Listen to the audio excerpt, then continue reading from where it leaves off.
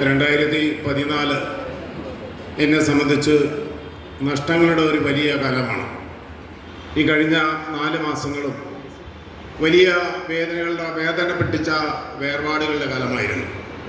ജനുവരിയിൽ ജീവിത സഖാവാണ് നഷ്ടപ്പെട്ടതെങ്കിൽ ഫെബ്രുവരിയിൽ ഞങ്ങളുടെ ഏറ്റവും വലിയ നേതാവായിരുന്ന സഖാവ് യു കലാനാഥൻ, മാർച്ചിൽ സഖാവ് വേണുഗോപാൽ, ഏപ്രിലിൽ സഖാവ് KKS ദാസിൻ്റെ ശവദാഹം കഴിഞ്ഞാണ് ഞാൻ ഈ വേദിയിലേക്ക് വരുന്നത്. അങ്ങനെ സാംസ്കാരിക കേരളത്തിൻ്റെയും രാഷ്ട്രീയ കേരളത്തിൻ്റെയും ക്രോസ് സെക്ഷനായിരുന്ന ഒട്ടേറെ വ്യക്തിത്വങ്ങൾ നഷ്ടപ്പെട്ടു പോയ വലിയൊരു നഷ്ടബോധത്തിന് മുന്നിലാണ് സഖാവ് വേണുഗോപാലിനെ ഞാൻ അനുസ്മരിക്കാൻ ആഗ്രഹിക്കുന്നത്. ജനകീയ പ്രതിരോധ സമിതിയുടെ വേദിയിലാണ് ഞാൻ സഖാവിനെ നേരിട്ട് ബന്ധപ്പെടുന്നത്. DPP വിരുദ്ധ സമരത്തിൽ, കരിമണൽ ഖനന വിരുദ്ധ സമരത്തിൽ, യുദ്ധവിരുദ്ധ റാലികളിൽ, ചികിത്സാ ഫീസിനെതിരായ സമരങ്ങളിൽ, ഇത്തരം നിരവധി സമരങ്ങളിൽ ജനകീയ പ്രതിരോധ സമിതിയുടെ ഭാഗമായി നിന്നുകൊണ്ട് സഖാവ് വേണുഗോപാൽ സാറിൻ്റെ ഭാഗമായി നിന്നുകൊണ്ട് സമരങ്ങൾക്ക് പങ്കെടുക്കാൻ എനിക്ക് കഴിഞ്ഞിട്ടുണ്ട്. കരിമണൽ ഖനന വിരുദ്ധ സമരത്തിലെ 2 ദിവസത്തെ റാലിയിൽ ഞാൻ കുടുംബസമേതം പങ്കെടുത്ത ആളാണ്. അന്നൊക്കെയും ചിരിക്കുന്ന മുഖത്തോടു കൂടി, വളരെ നിശ്ചയദാർഢ്യത്തോടു കൂടി, യാതൊരു ധാർഷ്ട്യവുമില്ലാതെ ഒരു വലിയ നേതാവ്, ജനകീയ നേതാവിൻ്റെ മുഖമായിരുന്നു എനിക്ക് സഖാവ് വേണുഗോപാലിൽ കാണാൻ കഴിഞ്ഞത്. മാത്രമല്ല, അദ്ദേഹത്തെ ഞാൻ യുക്തിവാദി സംഘത്തിൻ്റെ പല വേദികളിലും അദ്ദേഹത്തെ ക്ഷണിച്ചിട്ടുണ്ട്, സംവാദങ്ങളിലും ക്ലാസ്സുകളിലുമൊക്കെ.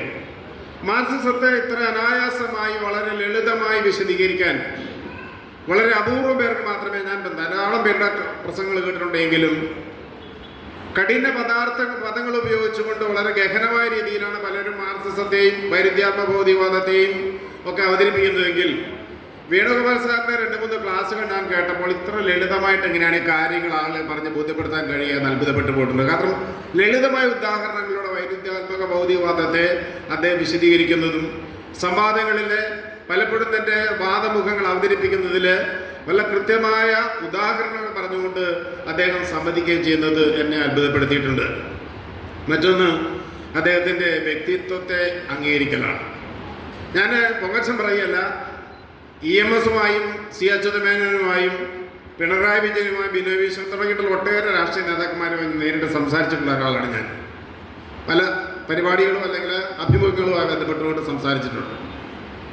പക്ഷേ അവരെ മാത്രമായിട്ട് പറയുകയല്ല, നമ്മുടെ നാട്ടിലൊക്കെ ഈ മാർക്സിസ്റ്റ് പാർട്ടി അല്ലെങ്കിൽ കമ്മ്യൂണിസ്റ്റ് പാർട്ടിയുടെ ലോക്കൽ നേതാക്കന്മാരൊക്കെ തന്നെ ആളുകളെ നോക്കിയാൽ ചിരിക്കുകയൊന്നുമില്ല, ഭയങ്കര ധാർഷ്ട്യം. അവർ പറയും മാർക്സിസം ലോകത്തിൻ്റെ യൗവനമാണ്, അന്യൻ്റെ ശബ്ദത്തെ സംഗീതം പോലെ കേൾക്കണമെന്ന് വേദി പറയും. പക്ഷേ അത് വളരെ അടുത്തറിയാവുന്ന സഖാക്കൾ, നേതാക്കന്മാർ പോലും നേരെ വരുമ്പോൾ തെക്കോട്ട് നോക്കി പോകും, ഗൗരവം നോക്കി, മനുഷ്യരെ നോക്കി ചിരിക്കാൻ പാടില്ല എന്ന് പറയുന്ന ആളായിരുന്നു.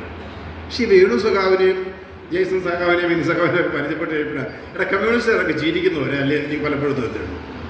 കാരണം വളരെ മനുഷ്യൻ എന്ന രീതിയിൽ ഈ സഖാവ് എന്ന വാക്ക് ആര് കണ്ടുപിടിച്ചതെന്നറിയാമോ? സഖാവ് എന്ന വാക്ക് മലയാളത്തിൽ അവതരിപ്പിക്കുന്ന യുക്തിവാദി സംഘത്തിൻ്റെ നേതാവായ സഹോദരൻ അയ്യപ്പനാണ്. കൊമറേഡ് എന്ന വാക്ക് മലയാളത്തിൽ അദ്ദേഹം അയക്കുന്ന സഖാവ്. ഈ സഖാവ് എന്ന വാക്ക് വെറുതെ ഉണ്ടാകുന്നൊരു വാക്കല്ല, ഹൃദയത്തിൽ നിന്ന് വരുന്നൊരു വാക്കാണ്, തന്നോട് ഹൃദയത്തോട് ചേർത്ത് പിടിക്കുന്നവരെന്നാണ്. പക്ഷെ നമ്മൾ ഒത്തിരി നേതാക്കന്മാരുടെ പേരിൽ കൊടുത്ത് സഖാവ് ചേർത്തിട്ടുണ്ടെങ്കിലും അവരാരും സഖാക്കളൊന്നുമല്ല. അവരൊക്കെ വലിയ കോടീശ്വരന്മാരെയും നമ്മളിപ്പോൾ സഖാവെന്ന് വിളിക്കാറുണ്ട്. നമ്മൾക്കറിയാമല്ലോ, കോടീശ്വര സഖാക്കന്മാരാണ് ഇപ്പോൾ കേരളത്തിൽ കൂടുതലുള്ളത്. പക്ഷേ SUC നേതാക്കന്മാരാരും കോടീശ്വരന്മാരില്ലാത്തതുകൊണ്ടായിരിക്കാം, അവർക്ക് അങ്ങനെ ശ്രദ്ധ ഇല്ലാത്തതുകൊണ്ടായിരിക്കും. അതാണ് ഞാൻ പറഞ്ഞു വന്നത്.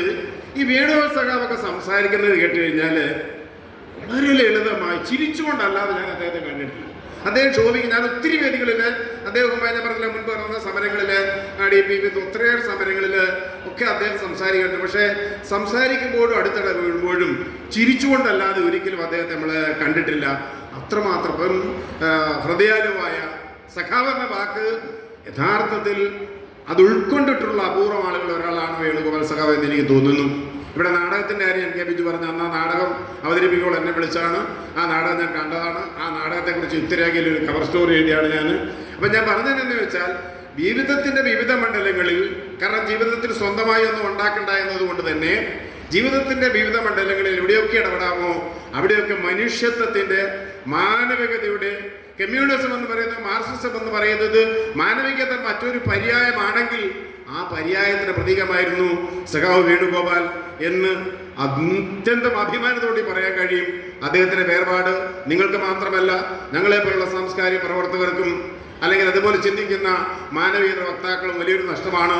പക്ഷേ ആ നഷ്ടം നികത്താനുള്ള പുതിയ നേതാക്കന്മാർ ഈ വേദിയിലുണ്ട്, ഈ പാർട്ടിയിലുണ്ട് എന്നത് പ്രതീക്ഷ നൽകുന്നു. അത്രമാത്രം. നന്ദി.